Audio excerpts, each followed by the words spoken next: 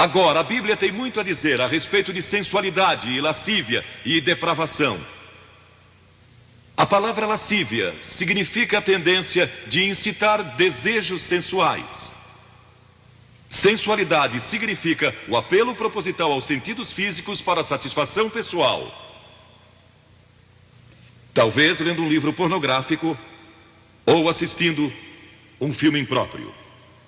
A Bíblia diz que devemos nos abster das paixões carnais, da sensualidade, que fazem guerra contra a alma. Elas estão em guerra contra a sua alma e seu espírito. E a Bíblia diz que devemos nos abster delas, ficar longe delas. E então a Bíblia usa outra palavra, réprobo. Agora, isso se refere a pessoas totalmente depravadas, de consciências mortas ou cauterizadas, não sabem mais corar. Perderam a capacidade de discernir entre o bem e o mal.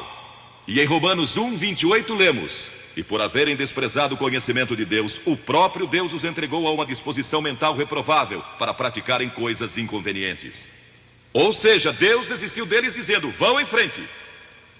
Gozem toda depravação e toda sensualidade que quiserem, não vou perturbá-los. Ainda não.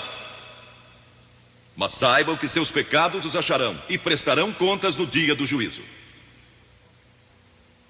E Paulo, escrevendo ao jovem Timóteo, disse: também estes resistem à verdade, homens de todo corrompidos, réprobos quanto à fé.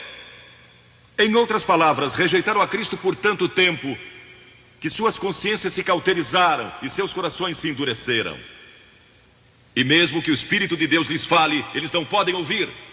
É por isso que é importante que você aceite a Cristo quando é jovem. É importante que venha a Cristo agora. Se o Espírito de Deus está falando com você, entregue a sua vida a Cristo. Porque o dia pode chegar em que a sua consciência esteja morta e você não possa mais ouvir a voz de Deus.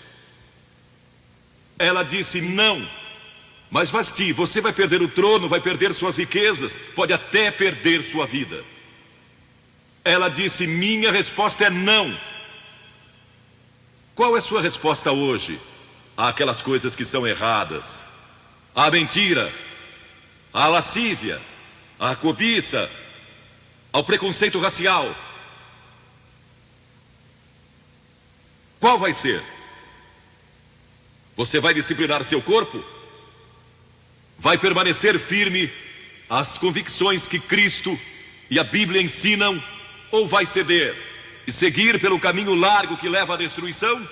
Ou vai entrar pela porta estreita e pelo caminho apertado que conduz à vida eterna? Qual vai escolher? Você tem uma escolha hoje. Deus nunca vai forçá-lo a escolher. E então houve um outro jovem, um jovem chamado Daniel. E a Bíblia diz que Daniel resolveu em seu coração que não se contaminaria com as finas iguarias do rei, nem com o vinho que ele bebia. Agora, Daniel era um jovem que tinha um propósito. Ele havia sido capturado em Jerusalém. Quando o exército de Nabucodonosor invadiu a cidade, ele foi capturado e levado através de milhares e milhares de quilômetros à Babilônia. A quase 3.000 quilômetros de sua própria terra, sem aviões nem automóveis. Eram semanas de viagem. Mas ele estava resolvido a servir a Deus e não devia ter mais de 12 ou 15 anos de idade. E Nabucodonosor, o grande rei, levara cativos de Jerusalém para a Babilônia e ordenou que aqueles jovens, em quem não havia defeito, de boa aparência, instruídos em toda a sabedoria, fossem ensinados em sua corte, para que ele pudesse usá-los. Ele queria usar aqueles jovens judeus porque sabia que eles tinham um dom especial. E durante o período de treinamento, mandou que lhes dessem os melhores vinhos e as mais finas iguarias e todos os confortos disponíveis na corte de Nabucodonosor. Mas Daniel disse: não. Não quero o vinho do rei e não quero as iguarias do rei. Quero dormir no chão, não numa cama de penas. Quero viver uma vida simples e também disciplinada. Que diferença dos que mal podem esperar pelo dia em que possam sair de casa e se divertir. Mas não Daniel. Daniel estava longe de casa e ninguém saberia se ele fizesse algumas dessas coisas. Ninguém saberia se ele tivesse uma namorada e dormisse com ela. ou se embebedasse com o melhor vinho do rei. Ninguém saberia lá em Jerusalém, e ele poderia ter se tornado muito popular. Mas esse primeiro não, quando jovem, preparou-o para o grande não, quando era primeiro-ministro da Babilônia. E foi lançado na cova dos leões, porque não abandonou sua fé em Deus. Nós nos contaminamos ao comer demais, ou ao nos embebedarmos, ou ao tomar drogas, ou gastando tempo demais assistindo televisão, ou indo aos cinemas. Jesus declarou em Lucas capítulo 21, acautelai-vos, para que nunca vos suceda que os vossos corações fiquem sobrecarregados com as consequências da orgia e das preocupações deste mundo, e para que aquele dia não venha sobre vós repentinamente. O apóstolo Paulo disse, não disponhais para a carne no tocante às suas concupiscências. E Pedro disse, porque basta o tempo decorrido para terdes executado a vontade dos gentios, tendo andado em dissoluções, concupiscências e em detestáveis idolatrias. A Bíblia diz que devemos disciplinar nossas mentes e também nossos corpos, e disciplinar o coração pela nossa fé em Cristo. E então houve outro jovem chamado José, que foi vendido para o Egito pelos seus irmãos e se tornou escravo de um homem chamado Potifar. E Potifar tinha uma linda esposa. E José era forte e bonito. E em Gênesis, no capítulo 39, se quiserem ler a história, lemos a respeito da tentação de José. A esposa de Potifar se apaixonou por José, porque José se tornou mordomo de toda a casa de Potifar, cuidando dos seus negócios. E ela viu aquele belo jovem, viril e de boa aparência, andando pela casa e pelo jardim, cuidando dos negócios todos os dias. E ela o cobiçou. E disse, deita-te comigo. Ele disse, não.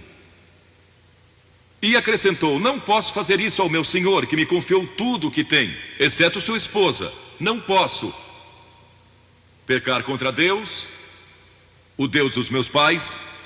Ele estava longe de casa, lá no Egito, quem saberia?